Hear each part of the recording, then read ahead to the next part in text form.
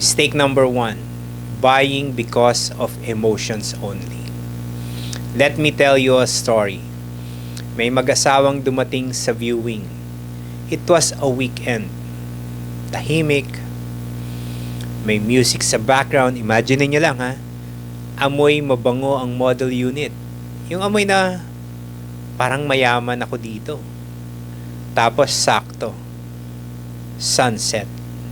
Yung liwanag na tumatama sa bintana na parang sinasabi, dito kayo magiging masaya. Ito yung moment, pagpasok pa lang nila, sabi ni wifey, "Love, ito na yun?"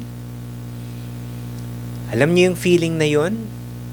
Yung parang, this is it. Dito na tayo tatanda. Ito na yung bahay na ipopost ko sa FB o sa Facebook. With matching, finally home, caption. Diba ganda nun?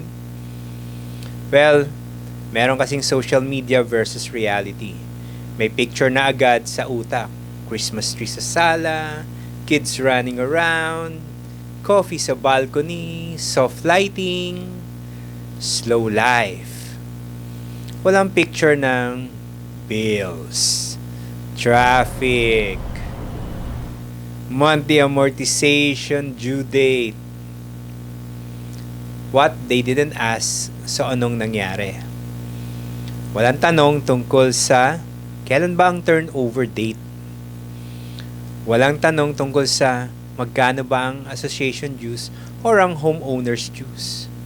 Walang tanong sa parking, maintenance, and other future costs. Basta ang tanong lang in a very excited tone. Pwede na bang mag-reserve? Sarap pakinggan nun, di ba? Pwede na bang mag-reserve? Emotions is driving. Logic is naka-seatbelt lang. And here's the truth. Emotion is important in buying a home. Kasi, bahay yan. Hindi naman yan spreadsheet. You should feel excited. You should feel inspired. But, here's the danger. Emotions alone is dangerous. Ulitin ko ha. Emotion alone is dangerous.